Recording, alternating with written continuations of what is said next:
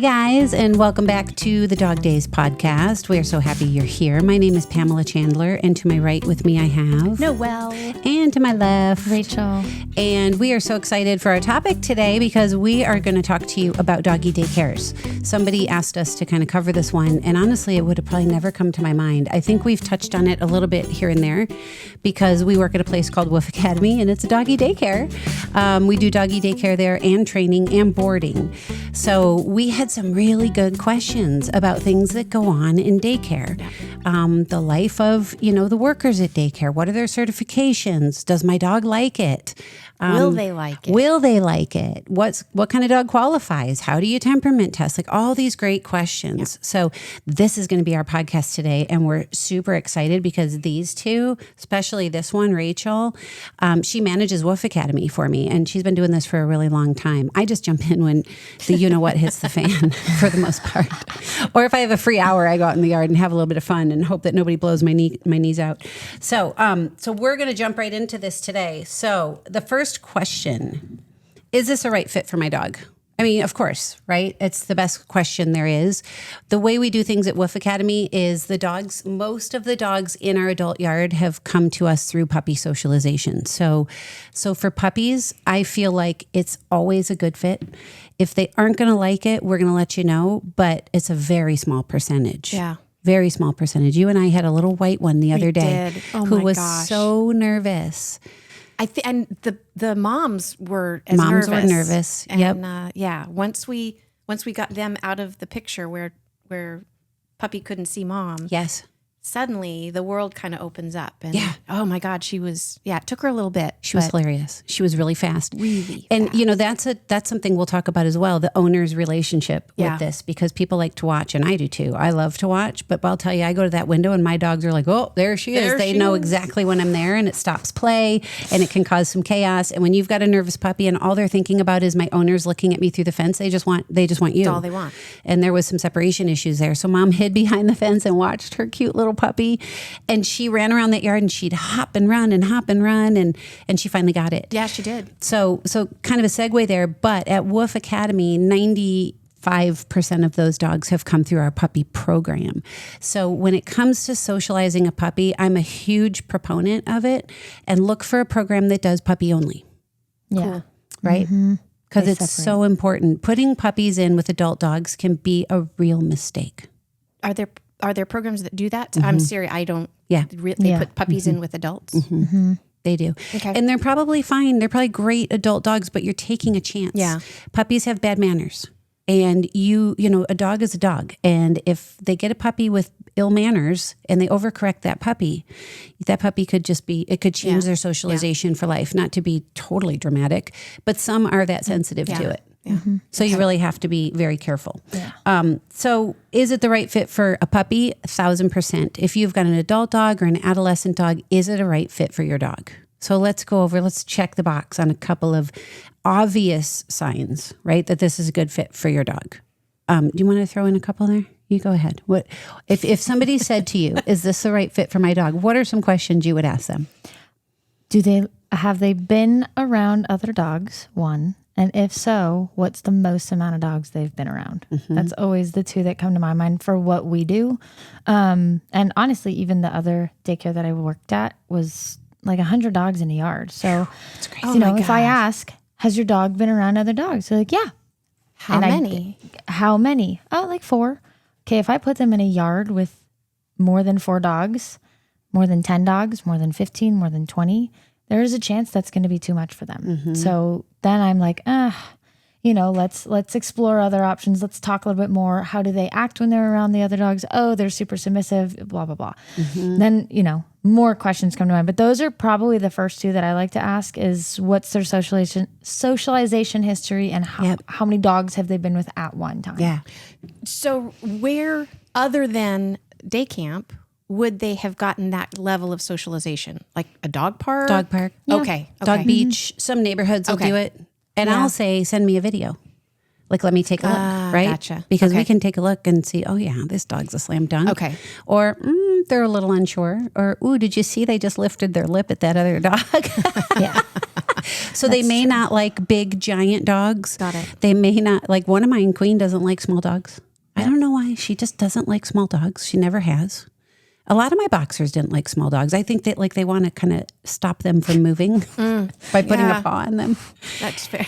And we work it like everyone in camp knows if Queen's there, watch her. She's gotten better though. Good. Yeah, she's gotten a lot She'll better. listen to you. Yeah, she listens. But something innate there is just small dog is oof. What is that? But again, that's good to know. And that's why, how many dogs have they been around? What size have they been around? Because some owners might be like, oh yeah, they're great. And they've only been around these, it's a boxer and they've only been around big dogs. Right. And then you put them with a small dog and they're like, ooh, squeaker toy. They don't even, exactly. They don't even know it's a dog. They're like, this will be fun. And it's not the owner's fault. The owner just genuinely didn't know. So that's why having these kind of lists of questions that are good to ask. Yeah. It's important. And videos. I mean, I'm huge. I'm so big on videos. Oh yeah, we go to the dog park. Can you send me a video? Or we do, power lines by our house where we meet a bunch of neighbor dogs. Can you send me a video? I want to just watch the play style and see. And generally your doggy daycare that you're going to should be able to tell you, this looks great. This dog's going to be fine. Or dog's a little unsure.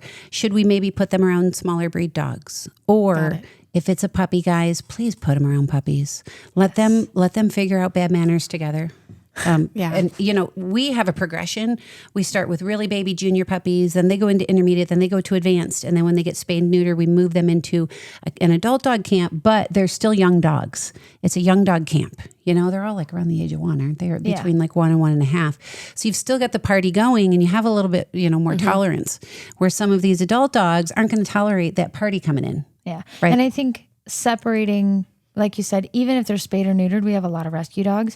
If they're a puppy, they're still going to act like a puppy. Yeah. So if they're 6 months old and spayed, still keep them with the puppies. Yeah. Or neutered. They're spayed, neutered, go put them with adult dogs because they're mentally, they're not there yet. They're not. Their brain's not formed. It's not their fault. Although sometimes we do get that dog and it can be a hard conversation with the owner that's an advanced puppy and just plowing everybody down. And we go, all right. We need to put them in with adult dogs because they need the right correction. Because nobody in this camp is going to correct them. Yep. The puppies are all shying away or moving away from this dog. Time to go. And we have our whole team on it, making sure that nobody overcorrects that dog. But we can tell when it needs to be a dog correcting this puppy. There are things that, try as we might, we cannot train a dog to do as well as another dog. Right. Correct. Right. Right. Exactly. Yep. Good point. Is my dog too old, too young, too shy, too energetic? Yes, all of the above. No, I'm just kidding. Check, and check. No such thing as too energetic.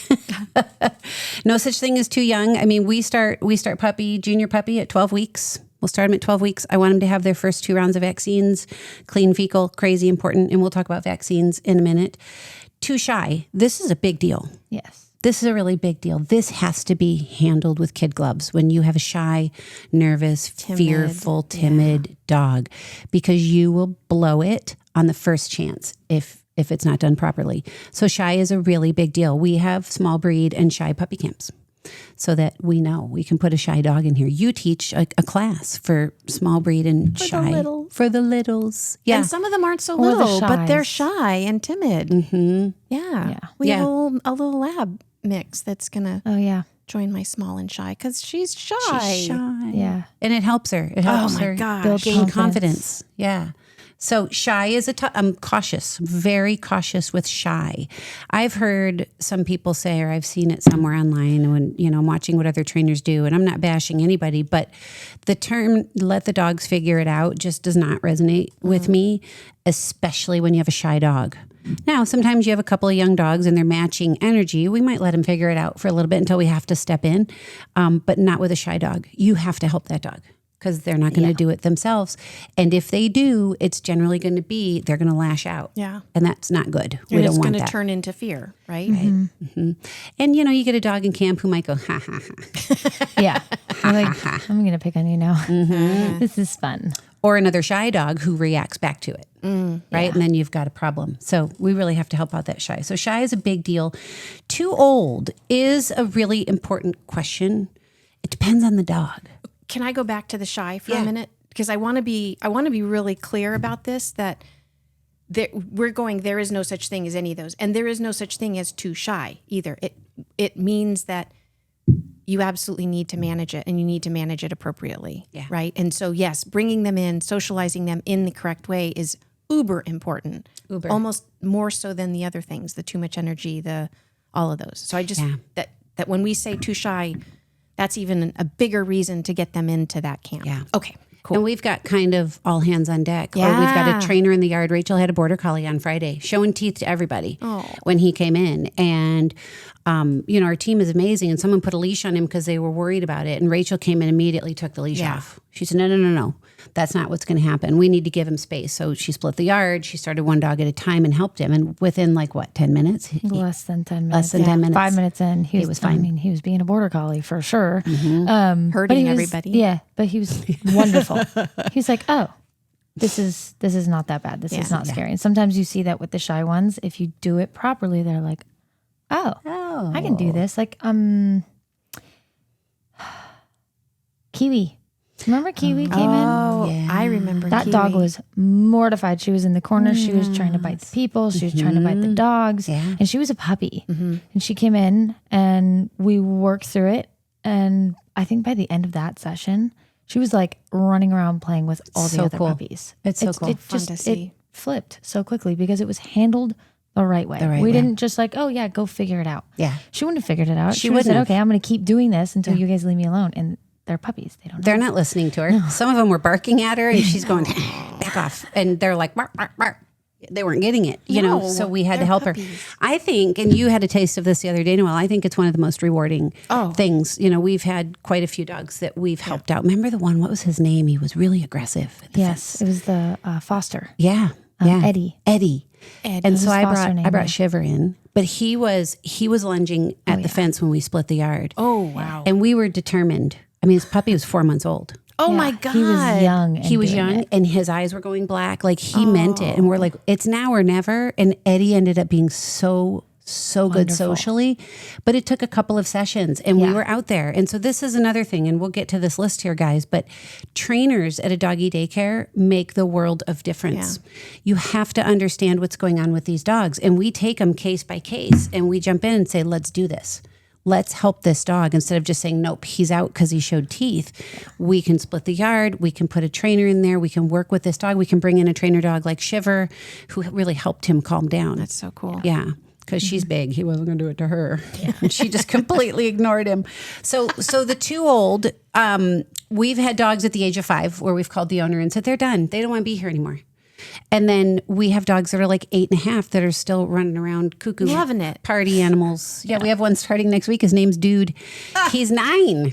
Nice. I said, bring him to the pack walk. Let me see how he does. He was best friends with Hobie. Oh. So if that doesn't tell you something. Well, there. Hobie's a party doodle. Oh, yeah. A party doodle. He's a party doodle, and Dude and Hobie were buds. And I'm like, all right, let's get him into camp. He's fine. Oh, that's awesome. He needs to play. He's really cute. You'll see him. Yeah. You'll see him. I think Friday this week he starts. So age is a thing, and sometimes it shocks the owners when we call and say, I think he's done. What do you mean? He's been going for 7 years. I know. He's just not having a good time anymore. Man, he doesn't want to do it anymore. Yeah. I can tell you, my kids were both out at the bars this weekend. I can tell you who was at home and in bed. Probably before the fireworks ended, right? It's called age. It happens. Oh, God. I have my own way of partying, and it's called Americano. My dog is reactive or anxious. Is daycare a good idea, or will it make things worse? So I get this email call / application from people a lot, and I call the owners. And I say, get them to one of my walks so that I can assess them on leash, calm them down on leash, and then let them meet a dog. Because leash reactivity, more often than not, is just about the leash. Yeah. But that's a tough thing to take a chance with, just assuming that it is the leash. Good point. So reactivity, and sometimes, again, I'll say, send me a video. If they say it's a Labradoodle, I'm like, well, send me a video. And they're reactive because they want to go say hi. Yeah, it's not reactive in a negative way. It's reactive like, I want to go. Like, it's almost like overly frustrated. Excited. Right. Or you ask the leading questions, like, do you let him go up to another dog? What happens? Oh, he just wants to play. Okay. Yeah. So that's a different kind of reactivity. Yeah. Yeah. But if you're getting true leash reactivity, barking, your dog's making you a little nervous, we can't just throw them in a yard and wish for the best. No. That's Fingers crossed. yeah. There we go. I'd have nobody working for me anymore if I did. No. They'd be like, I'm out. You would not have a business. Yeah, I would not have a business. Exactly. You can't do it. You cannot take these chances. So we're always cautious, and we're always finding the best play. And we'll talk about some temperament testing stuff. When we kind of covered this, do puppies benefit from daycare and how young is too young? 1,000% puppies benefit from daycare. I can't tell you how many people have, come to us years later and said, my dog's skills their skills are so good socially. And I know it's because I put them in puppy camp. Yep. I would even go out on a limb and say I think that that's more important than adult day camp. I mean, adult day camp is great and it can certainly benefit the dogs, but I would not ever have a puppy again without putting them into some sort of socialization camp. I think when you're looking from a behavioral standpoint, a training standpoint, socializing a puppy is part of their development. When you have an adult dog, quite often it's like, I don't have time to wear this dog out today. Like they're going to camp and they love it and they can play and they come home tired and we just enjoy them because we're a busy family and we've got a lot going on. Yeah. And they need to run and burn some of that energy. Puppies, of course, same thing, but this is more of a developmental sort of thing. And it's crazy, crazy important. Yeah, agreed. Same with your adolescent dogs, as they're going through hormonal. Oh, yeah. We get the Humpty Dumpties who want to hump everything that moves. Yeah, it almost becomes like a muscle reflex. Like it doesn't matter. It's something. Just give me something. Oh yeah. It doesn't matter what it is. No, we'll put them in a yard with Bella Pasamato. Yeah, they will never hump. They'll never hump again. Never hump again. Really? She doesn't stand for it. They even come toward her rear end sniffing, and she's like, no. You can see it immediately. No. We're like, Bella, don't. Yeah. She looks at I love her. Like, oh. She says, I will not be humped. No. Yeah. Just so you know. So yes, puppies, again, that's developmental stuff. Yeah. That is, and it's huge. Our puppy group classes, we give them off leash time. So we do the first 15 minutes is off leash. Right? Yep. Let them meet. Let's not tether them. Let's not have any kind of barrier. Let them meet. We will help you with the socialization piece. Then we leash them up and we train. And it's really important, not just those basic obedience commands, but we're getting them near each other while they're on leash. Okay. So they learn, when the leash is on, it's not playtime. So we're really doing our best to avoid. Now reactivity is going to do its thing. It rears its ugly head in weird spaces, but this is a good, solid foundational practice. Yep. You're on leash. You're next to this dog. You're working for me right now. It is not playtime. And then we unclip and we give permission to go play. And you're setting a nice foundation for that puppy as far as socialization goes. So it's good. So this is fun. How do I choose a good doggy daycare? What should I look for on a tour? And what are some of the red flags? I love giving tours at Woof Academy. It's really important that you schedule these things, guys, because any of you who've walked on site at Woof Academy know you're probably going to be hard pressed to find someone who's just standing around doing nothing. We're all busy. We're in the yard. We're training. We're doing phone calls, emails. So scheduling a tour is really key because then you get that person's full time and they can show you around and really spend that time with you. Some red flags, Rachel. I'm going to let you take it. Go ahead. You nailed it in the prep. Yeah. I wouldn't have even thought of it, honestly. If it's stinky, and by stinky, I mean like stinky. There's the dog stink because it's a yard full of dogs, right? You expect it. Yeah. And Pam made a good point earlier. If you don't smell dog, even if it's just straight like disinfectant, that's not good. It's too much. Might be a little too much. And we use, what products do you use? All the fun things. But if it's stinky, ew. Yeah, that means it's not being cleaned well. Yeah. Has to be cleaned. That's probably one of the most important things to maintain a good daycare is a good cleaning procedure, good products that you use that work. Airflow. Airflow is big. Yeah. Yeah, we're... Emergency evacuation. Yeah. Really important. Like we have a binder that's I updated this year. It looks really good. Thank you, AI. It does look really good. Yeah, it looks really good. What else? Dog to staff ratio. Dog to staff ratio. A big one. If you're on a tour and you look out in the yard and you see what looks to be a good amount of dogs and you see one person out there, for me, that's very alarming. Yeah. Because what happens when one dog and another dog disagree and then 15 other dogs are in on it? Yeah.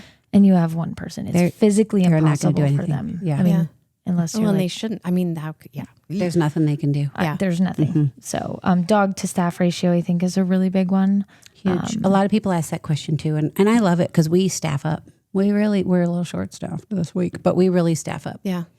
There was something else. Oh, so like barking or screaming dogs. The noise. The noise. But there's a difference between playful noise and stressful, anxious, not happy Distraught. noise. Yes. We've heard that before at other places where you've got these poor dogs just stressed. Yep. We won't board them if they're stressed like that. We just won't do it. Yeah. And we really encourage people to find another route. And we give lots of recommendations for in-home dog sitters and that sort of thing because we won't board them if they're in there stressed out because A, it's not good for that dog, and B, it's not good for the rest of the dogs that are boarding. No, exactly. They need to be a calm environment. Boarding wise, always ask if they do a test night. We do test nights. It's very important for us to get a feel for how that dog is going to do. You don't want a stressed out dog. Exactly. No. Again, for multiple reasons. Yeah. So I think another good point for that one is if your dog is stressed out in daycare as well, like in the yard, the staff should be communicating with you. They should not have a dog there that's stressed out, even if it's just daycare and it's for a few hours. If they're stressed out, the staff should say, come up with a game plan. We do it at WUF. If they're stressed out, hey, this session might just be a little too much for them because it's the more rowdy crew. A year ago, they loved it. right. A year later, they might not love it as much. Let's try a different session and always be in communication. But if they're not having a good time, the staff should be letting you know. And by not having a good time, I mean they're at the gate, panicked, stressed, scratching, barking, howling, crying, trying to get out.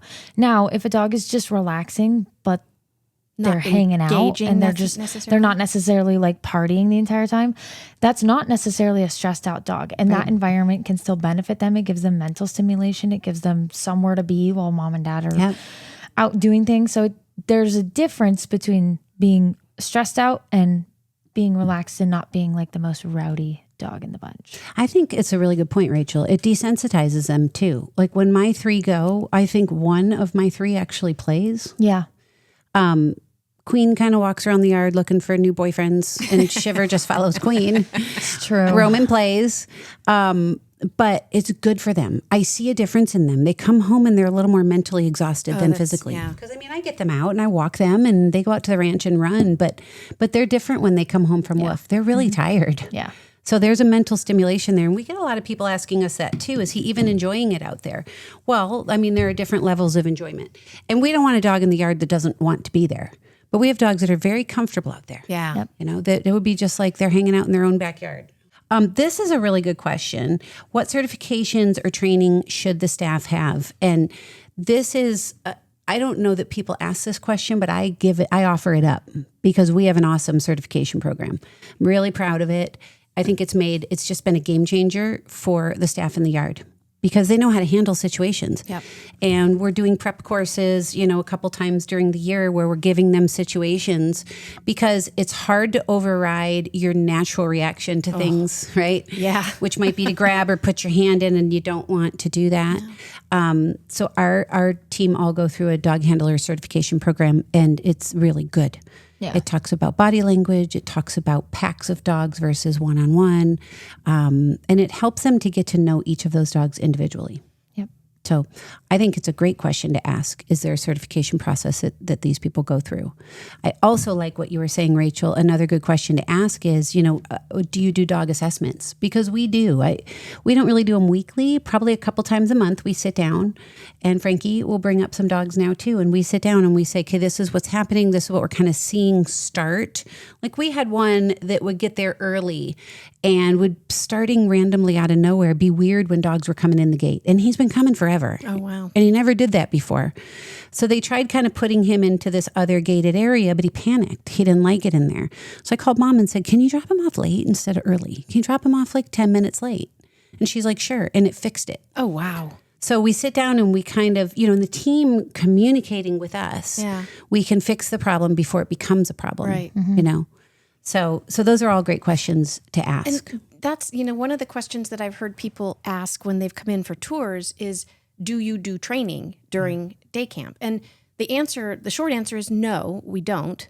However, there is a certain amount of like behavioral, just observation that can be super helpful if you're communicating with the humans, with the parents. Yeah. And that's the kind of stuff that 1,000%. Yeah. Yeah, we've got someone who offered to do this, and she's going through the trainer certification program, and hers is going to be a little different because she's in the yard with the dogs. So it's different than one-on-one training. It's different than human training. She's in a pack of dogs, and we're trying to figure out ways to get the dog to not do certain behaviors. And so, we've had a few really big wins with dogs we probably would have had to kick out with simple things like, okay, when they start running really fast, he's standing there waiting for them to come past so he can grab them, right? So she started stalking this dog. I said, stalk him. She's like, stalk him. I'm like, stalk him. Follow him. To the other do dogs. what he's doing. So that instead of fixating on them, he's like, what is this crazy woman is behind me again? Get away from me. Quit stalking me. Stalking works like a charm. Oh, that's so fun. Doesn't it? We see it work a lot. Quickly. Yeah. But you have to dedicate one person to that dog. Yeah. So that can be the hard part. Sure. But she put a lot of work into him when she had time in the yard, and it totally changed his behavior. Yeah. So we do, and you're right. The short answer is no. But when we want to keep a dog in camp, we will work with them. Yeah. No doubt. For sure. Gus was a good one. Yeah. She did really He's the good one. work with Gus. Yeah. Yeah. Stalking him. Yeah. He does. Really? He does a couple of different things, that guy. He's a French bulldog. Yeah, he does everything. I know Gus. But I love him. We all do. He's a good boy. Here's a good one. How do fights get prevented and handled? So, everyone asks this question. Oh my gosh, you must have fights all the time in that yard. And honestly, we've weeded out a lot of troublemakers. We've gotten really good at noticing when trouble is a brewing. And it's easy to ignore that and hope it goes away. We try not to do that. We try to work through it. It's so important to be proactive. When you see something, don't ignore it. Don't just think it's the day. These guys are so great at letting me know. I'm like, okay, well, let's see what he does on Monday. Yep, he did it again. Okay, we have to sit down and talk about it. Involve the owners right away. So if they do get kicked out, it wasn't Not a surprise. It wasn't a surprise, right? Yeah. And they know that we're trying to work with them. Yeah, And we're not just like, oh, this is kind of inconvenient, Yeah. so let's just kick you out. Right. We're putting in the work. because it may we just don't be want to do that. a different. It may be a different camp, right? It might be a different camp. Yeah, no doubt. Okay. Yeah, like Wednesday. Oh. Wednesday camps are insane. Yeah. They're the crazies. It's literally hump day at Wolf Academy. yeah. Day. Hump day They're coming just, your way. They're just doing what they're supposed to do. They're just so young, funny. crazy, energetic dogs. Yep. Did you plan it that way? That hump day would be for those. I feel like it crazy just dogs? kind of happened. just happened. It just kind of happened. People are like, oh my God, we're halfway through the week. Take my dog. Yeah. I can't handle them today. Those are the And crazy then they ones. buy another 2 days. Yes, exactly. And sometimes those dogs come on Mondays too. With the money. And sometimes they come on Fridays. And sometimes they come on Fridays too. They're fun though. They are fun. So dog fights happen. We haven't had any crazy throwdowns at Wolf Academy at all. We have a bit of a different program than a lot of other places have, where we have standing reservations. So, for example, today's Monday, the Monday morning camp. All those dogs they're scheduled for Monday mornings. So it's the same dogs on Mondays. Now, once in a while, we'll have one of them graduating from the puppy program, and we figure Monday morning's a good fit for them, so they'll go into that camp. So there's some work to help that dog, make his way into that camp. Or, Pam sees a training dog and goes, you got to be in the Monday morning camp, and I'll squeeze him in there. But for the most part, the dogs in that camp come every Monday, and they know each other. Yep. And we, again, can sense if something's brewing. If we've got two dogs that are just eyeballing each other, or there's been a bit of a skirmish, we go, all right, nope, separate them, move them. We've had to separate dogs completely different days to just keep them away from each other. Got it. Yep. So Which is also the nice part about the way we kind of do daycare. It's not just you drop off whatever day you want, whenever you want. There's standing reservations. So if we do have 2 dogs in a Monday morning that aren't getting along, we can just boink, plug one into a Wednesday morning, a Friday morning, whatever session we think will work. yes. And the problem is solved. All the dogs are safe, and they Yep. both still get to come to daycare. Yes. The biggest issue becomes when they board together.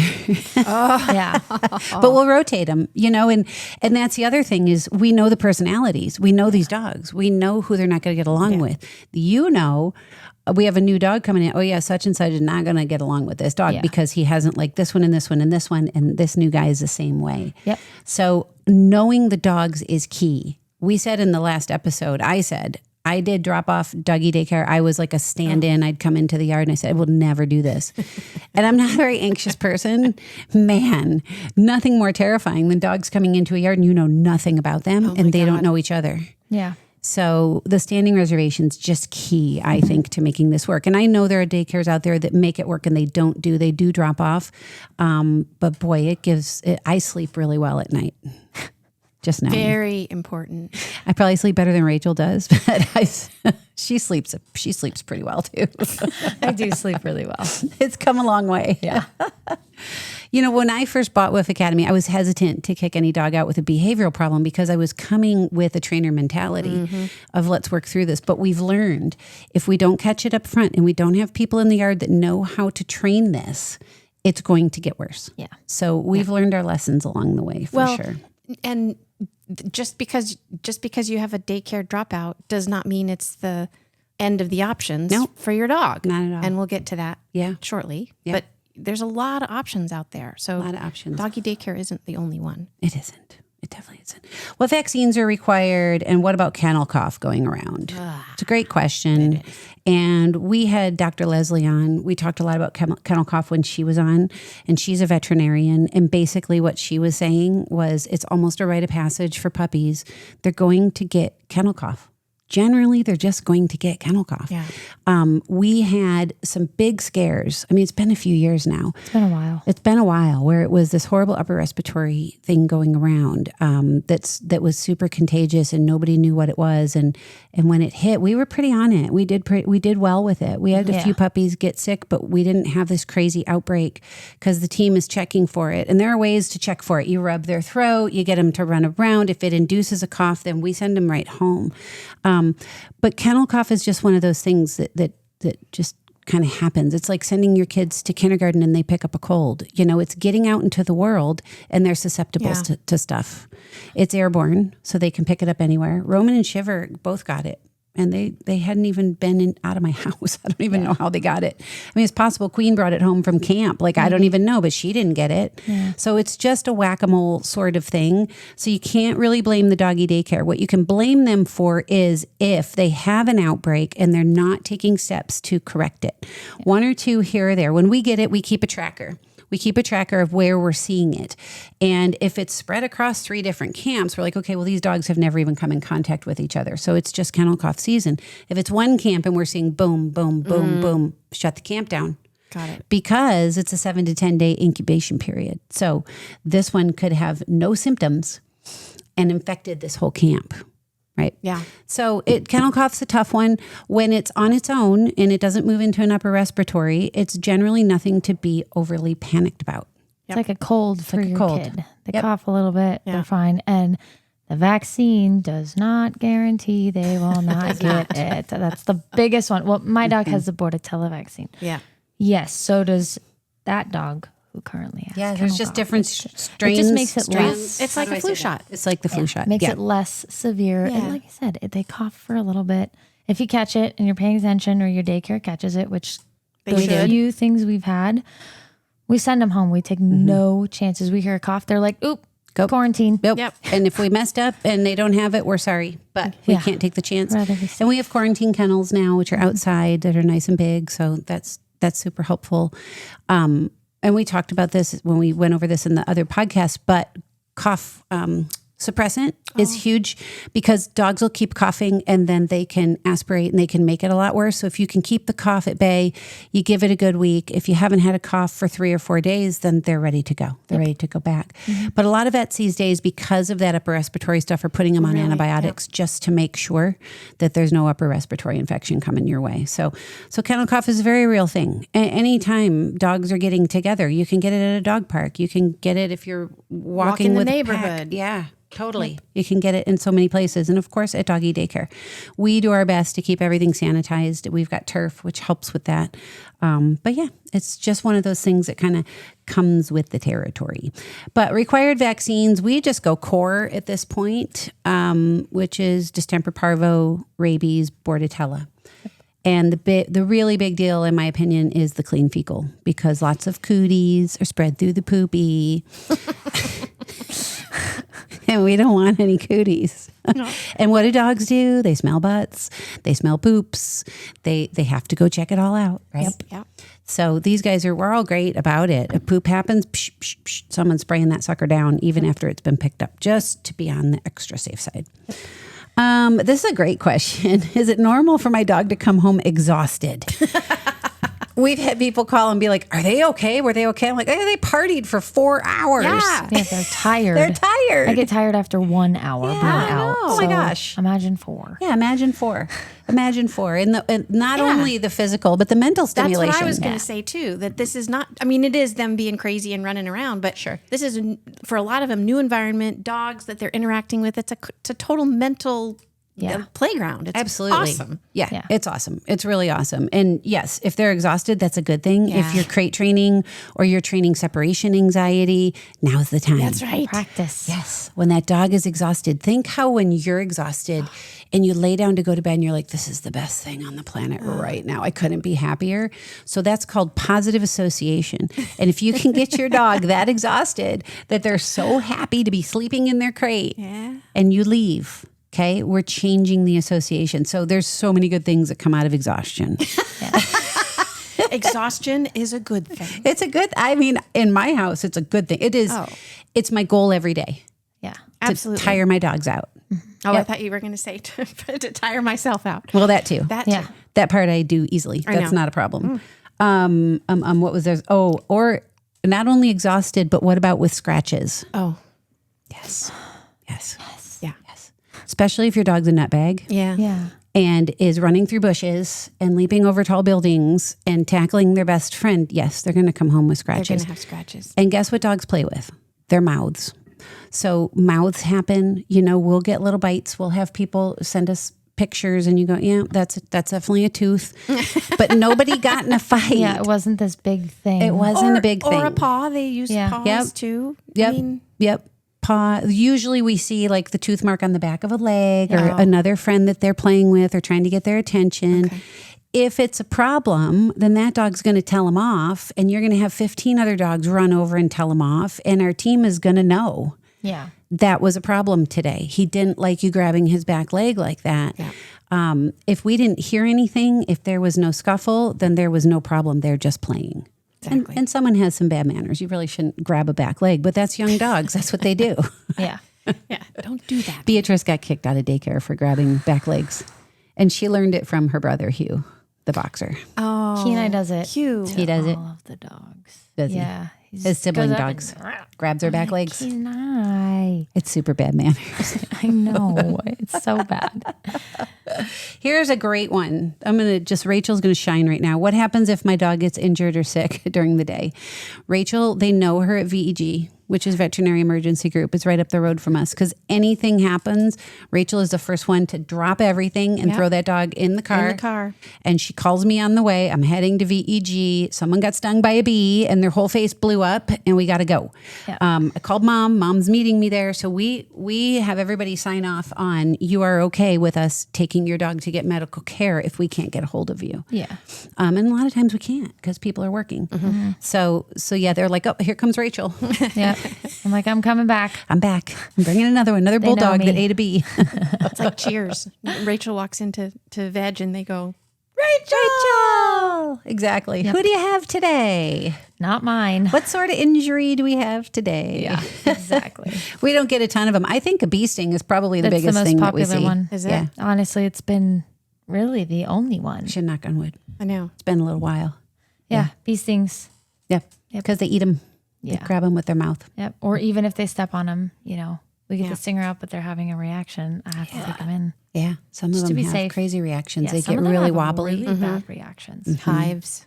Mm-hmm. We had a puppy in puppy camp a couple weeks ago, and someone from the team called me. I was inside in my office, and she said, "Can you come out here and see this puppy?" And I could see it the minute I was walking up to the yard. She was holding this puppy who was like, her head was dropping because she was falling asleep. And I said, has she been doing this? And she goes, yeah, she came in fine. And then it slowly progressed. And she goes, and she'd sit in the corner and she was kind of shaking and I was terrified. Neurological is scary. I said, put her down, let me see. And she was wobbly. I'm like, nope, give her to me. So I grabbed her. I went into the office. I put her in my lap and I called Dad, and he was great. He came right away. This puppy was crashed out sleeping. Her gums were fine. Everything was fine. She wasn't in distress, but she was tired, like weird. Wow. So he came and got her and took her to VEG. She had eaten marijuana. She was stoned. Yeah. And Dad was so funny. He's like, I have 3 teenagers at home. Some heads are going to roll. Oh, someone's in trouble. He's like, do you know what this just cost me at the emergency vet? They x-rayed her. They did blood draw. They do everything because something's wrong. Yeah. You And have it's to the make emergency vet, right? Oh. Yes. He was not happy. Wow. But she was okay. She was totally fine. They metabolize it, you know, and clearly she had just a little bit. If it was a lot, it would have been a different story. Yeah. Yep. But they do eat marijuana, you guys. I've heard a lot of stories so like be this. careful. They pick it up and eat it. I think it smells good to them. Probably does. Well, yeah, they have the meow-wana at Petco for cats. Really? Is it CBD? It's, I don't really know. THC without THC in it? I don't know. Well, they make the toys that have the little packets that you can put in them. That must just be CBD, I do it for right? Kenai. Yeah. You do? Yeah, What's in it? I don't know. It's got to my just be gosh. CBD. It's just really funny watching him try to get it. Kenai the stoner. Yeah. You got to send me a video. I need to see this one. Here's a great question. How many days a week is ideal, and can you do too much daycare? I do think you can do too much daycare. And we've recommended to some people to cut back on it. We've also recommended to some people to bring them more because when they get there, they're coming once a week and they're just like a bullet going into the yard. They're so excited to be here that we need to dull this a bit and bring them a couple more times a week. We do half days at Wolf Academy, and the structure was there when I bought the business, and I think it's brilliant.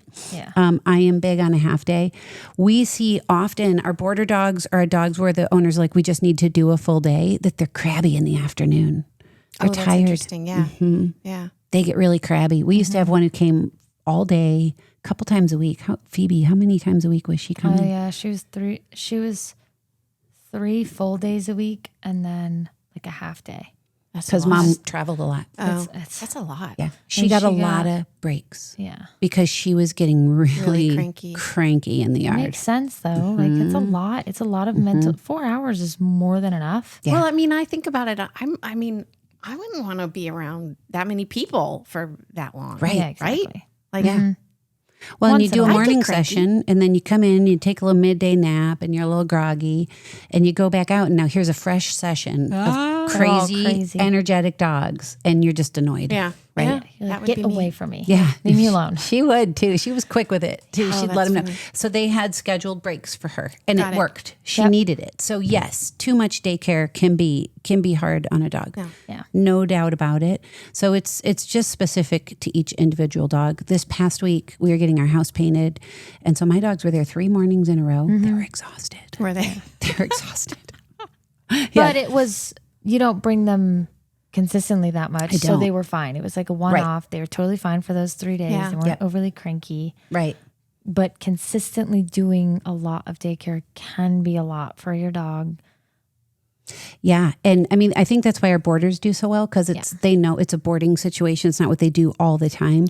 But these dogs start to have an association. So if they're doing full day daycare 4 or 5 days a week, they're coming back on Monday going, I know what this is. This is annoying right here. This is annoying.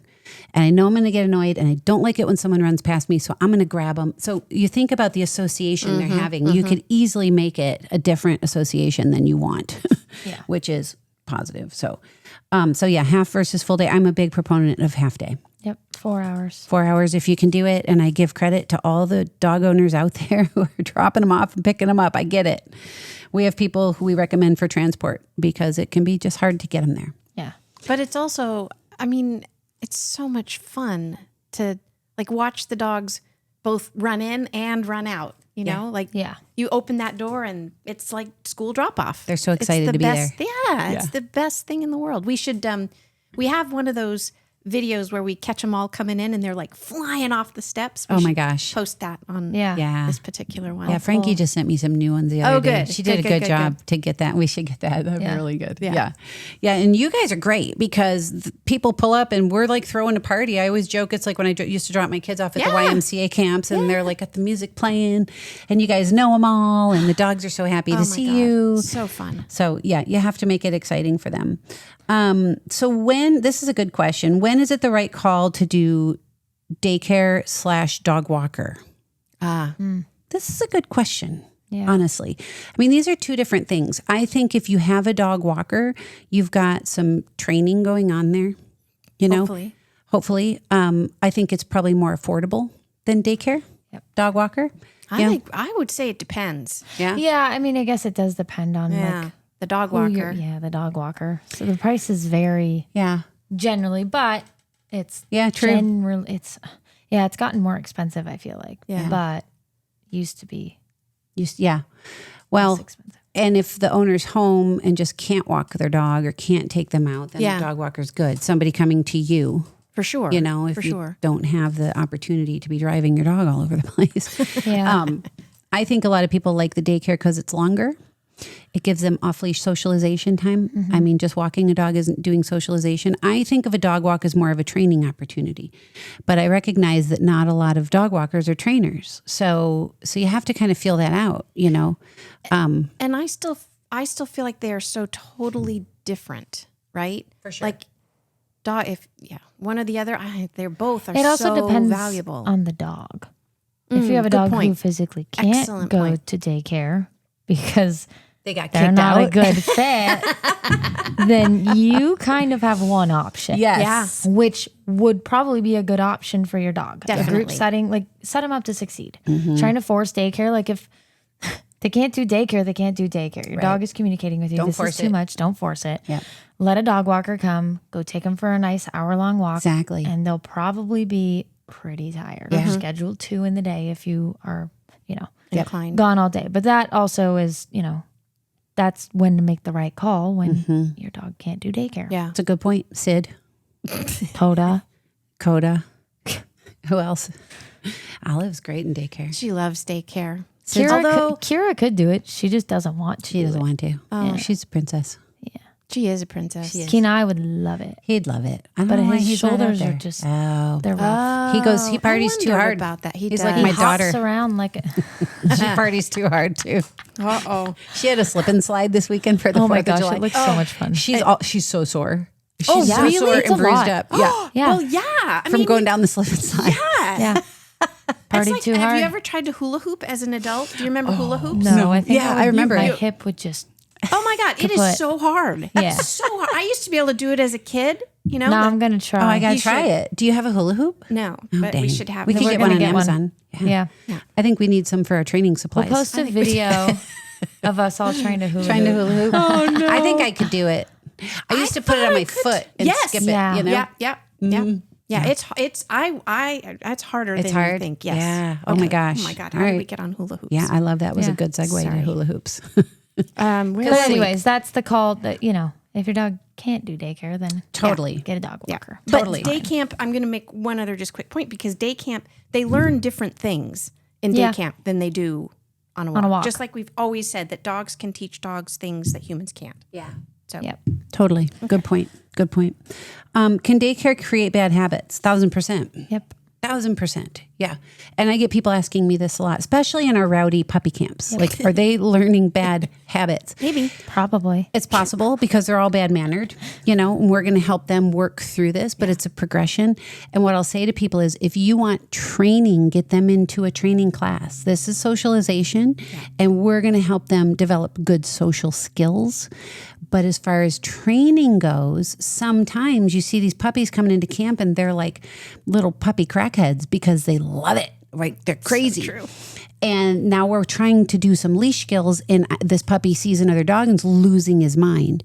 So that's where training becomes really important. And this is where our group classes are so important. We have off-leash and on-leash time. So this is what I'll tell people. I think this is working against us because he's going crazy when he sees other dogs now. You have to socialize your puppy. They have to learn social skills, but then you also have to train them. Yes. And that's very You have important. to have both. It can't just be a party all the time. It's like Right. kids. They can't go to play. That's why you have recess for children. Yes. Give them time Yes. to go run it out, play it out, learn how to interact with kids, play wall ball, do whatever it is that they do at recess. I don't even know now anymore. Wall ball. Yeah, thought wall that's We ball. used to new call one. it I played something wall else. ball and toddler ball. It was really bad what we called it growing up. We can't say it. We can't say it. Yeah, it was bad. I don't want to know. But even children, it's important. They get their playtime, but then, Yeah. okay, now it's time to come inside, sit down, relax, and focus. Focus. And learn. Yeah. And Yep. you see it work in both directions because, like we said before, I teach the small shy class, and they go so well hand in hand. Like you see these littles come in who are just like the whole world is kind of like, oh my God. You get them into day camp, and they come back the next session, and they are just Got this. ready to go. Like Yes. I got this. The So confidence is just enormous, but also can go in the other direction, Mm-hmm. right? Where, you get the ones that get out there in camp and then come into class and They're crazy. God, Yeah. Yeah. ah. Yeah. So, but Well, doing it and hand the, in hand. the it's so adolescent important. class too. Oh my God. is bad because it goes from puppy where we've given them off leash, and now they're taking the progression, which is the next class where I go, they're not off leash in this class because they can't be. No. because they're nutty adolescents and they need to learn to calm and focus now. And you've got these dogs like grab assing each other, and or popping off.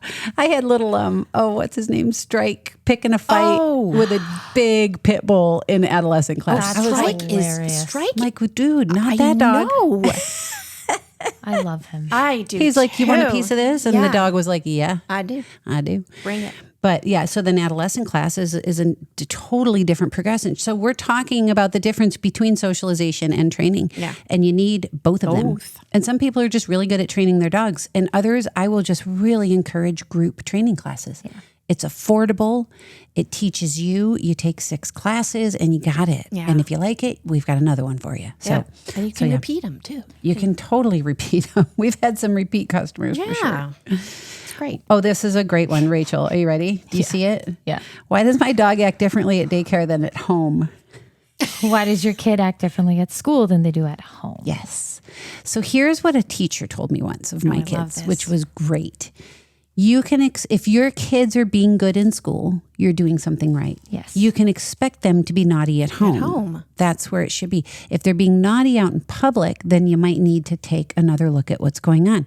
So yeah, we go to daycare and we're great. We're going to be a little different for our family that we have a relationship with. Yeah. Yeah. It should be like the freedom is not, oh, mom and dad aren't here, so now I'm going to be crazy. It should be, I'm going to be naughty at home, but when I go somewhere else, I'm going to be respectful and behave. Yes. And be good. So some of your training has worked, just like with kids. Some of the stuff you've implemented is working out in the real world. So that's good. It's a good thing. This is great. My dog got kicked out of daycare. Now what? So dog walkers are great.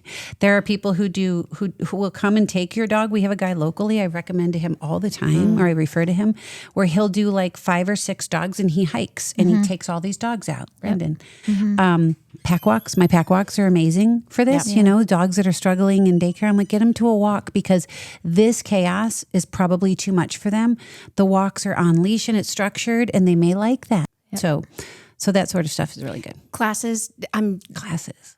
Day training. You know, other options that can help if it's a daycare dropout situation.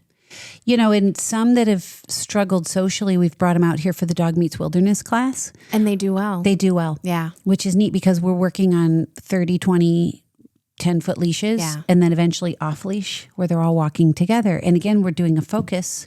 It's not quite as structured as the pack walk. It's a little bit more loose with the off leash stuff and doing scent work and getting them using their brains instead of being so concerned with the social aspect of things. But that's still socialization because they're all around each other. Absolutely. And there's different kinds of socialization. You've pointed this out many times that it's not just dog to dog socialization. It's world socialization, right? Right. Confidence building. Right. Yeah. Right. No, Environmental. absolutely. Yep. And it's kind of just always developing the brain the way you want it to. Like what's the dog's focus right now? What are they thinking about? Yeah. The scent work stuff's neat to do. It's so cool because to they're watch. so focused. And they're so good at it. They're so good at it. That's one of those things that we don't have the kinds of noses that they do. No. And so, God, you see them be able to sniff stuff out and they get it. And they're collecting data. They're, checking email and that's how they do it is with their nose. So to tell them, go find it, and then off they go. Yeah. Straight to the box. And So cool. there's 5 other dogs around them that they aren't even looking at. They're focused on doing something. So for some dogs, that's just what they need. They need you to manage the focus for them. Yeah. It's really because cool. it's just hard for them. All right. One more question. You ready? Oh, 2 more questions. I like the last one. Wildest things that happen when dozens of dogs hang out together. What do you think, Rachel? I think the cool thing I see is when a human walks into that yard, what they all do. Yeah. And when we interview people, we always put them in the yard because you have to see if they're going to be nervous in a bunch of dogs like this because all the dogs come over to you. Oh, for sure. The first time you had me go into the yard, I can't remember whether it was you or Jamie, but she said, you have to keep your hands in your pockets. Hands down. Hands down. Yeah. Don't touch them.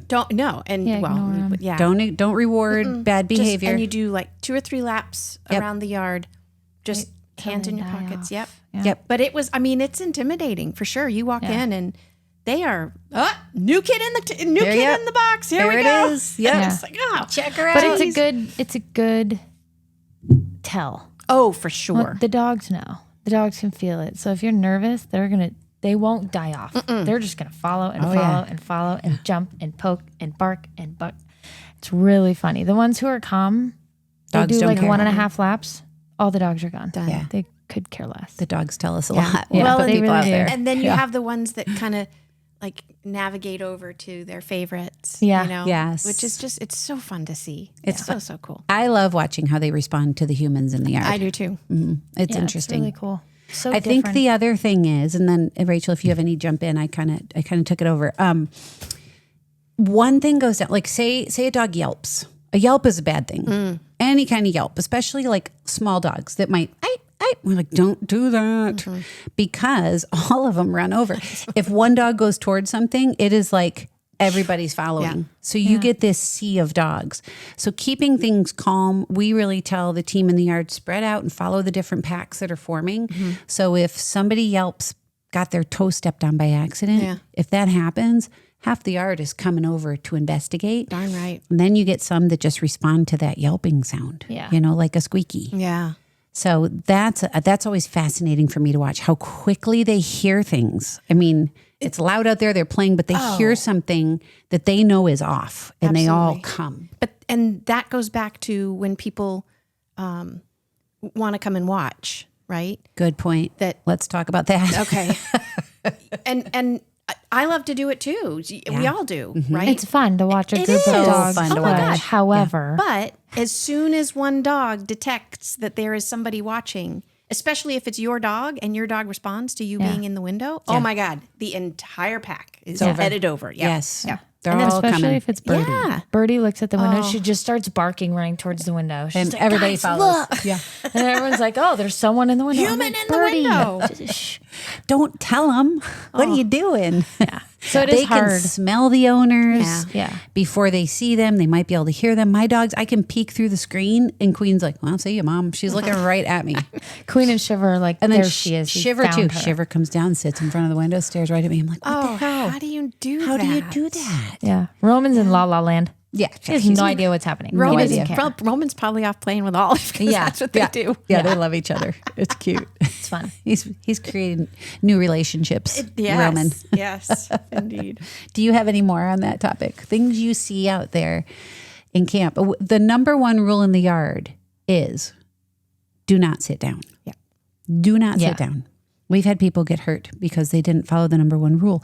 And it's not because we have mean or aggressive dogs in the yard. It's because we have a lot of dogs in the yard. Yeah. And if you're on the ground, you are fair game. Darn right. And someone might come over to snuggle with you or cuddle with you or play with you, and someone else steps on you by accident, and suddenly you're being stampeded.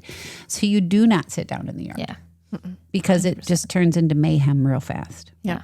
Real fast. Yes. So the last one, how do dogs form friendships? Oh.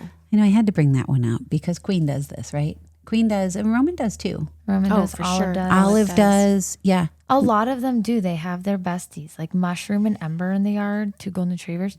Every single time, without a doubt, they are together. They are playing together. Oh, that's Every cute. single time. That's so cool. That's so cool. And you see this, again, as early as puppies. Because there was that one session where the 2 lab puppies, Miles and Gunner. Yeah, they're still together and they still love each other. Are Oh they my really? God. And like the rest of the world is just crazy around them. And the 2 of them are just rolling around. Oh my gosh. Oh my Doing God. their Having thing. the best time. They just came to play with each other. Yeah. Queen had her friend Margie, and Queen is a COVID puppy, and Margie was a COVID puppy. And Sherry hired me to train Margie. I'm going to try not to cry. And so I said, she needs socialization. Can I bring my puppy over? So that was always part of our training session. And Queen and Margie were BFFs. Yeah. And then Wolf Academy came around, and both of them would go to camp together. And we have some of the cutest pictures of those 2. Yeah. Margie was sick. She had a heart condition and she passed. But I think Queen almost knew. Like Margie would play and then she'd lay down because she's just, the heart does that. And Queen would lay right next to her. Yeah. It was Goosebumps. pretty incredible. Like, Pretty this is the bond that they Crazy bond. have. So Yeah. they do have best friends. They do for have sure. dogs. They have crazy scent. So they know. Yeah. As soon as we have some dogs, as soon as their buddy walks in the yard, Oh, they're sniffing in can the smell air. 'em. They're like, Olive I is know like you're that. here. Now I Yeah. have to find you. Olive is like that cool. with Lexi. Yes. For sure, right? Yep. With Jenny's 100%. Lexi? Jenny's Yep. Lexi. Really? Yeah. That's Well, they met at the cute. pack walk. Uh-huh. And so we used, I And so love now, that. Yeah. In fact, cool. when we showed up at a pack walk and then Jenny showed up, you could see her, same kind of thing, Rachel, her little nose. She knew. Oh, yeah. My friend's smart. here. Oh, Where yeah. is she? Yeah. I love that. Yeah. That's so cute. Yeah. So, definitely definitely form. they form friendships. And I think any of you dog lovers out there who have dogs and neighbor dogs that they play with, 100%. Now I've got neighbors that I'm working with in one of these neighborhoods around in Carlsbad where we've got a lot of reactivity going on, but independently, these dogs are all pretty good socially. So I've offered to do a pack walk in the neighborhood. Oh, cool. Because they're all capable of being friends together, but you've got neighborhood stuff going on. Yeah. Somebody peed on my grass and kicked their feet, and somebody looked at me sideways because I walked past their house. So you end up with that snarky stuff where they could be friends. And, so that's a whole nother thing. And I'll usually say, we got to get them walking together. Yeah. Just get them walking together and they'll get over it. So anyways, that was another little segue on my part. That's a good, kind of a good segue for possibly another episode too, is that the neighborhood pack walk. Yeah. Neighborhood's cool. a big deal. Yeah. Yeah. Big deal. People call about reactivity. They come to the walk. We train at the park and they go, okay, well, now we need to go to your neighborhood. Yeah. And that's the owners where are you like, see it. yeah, it's really bad in the neighborhood. That's a good one. Yeah, That'd be I agree. a really good one. It's a really good I'll one. have to do it. Okay. We also wanted to drop a teaser about maybe an alpha dog episode. Yes. And that came up because you see a lot of this, Rachel, specifically in the yard, right? Where you can see that personality, what it is, what it isn't.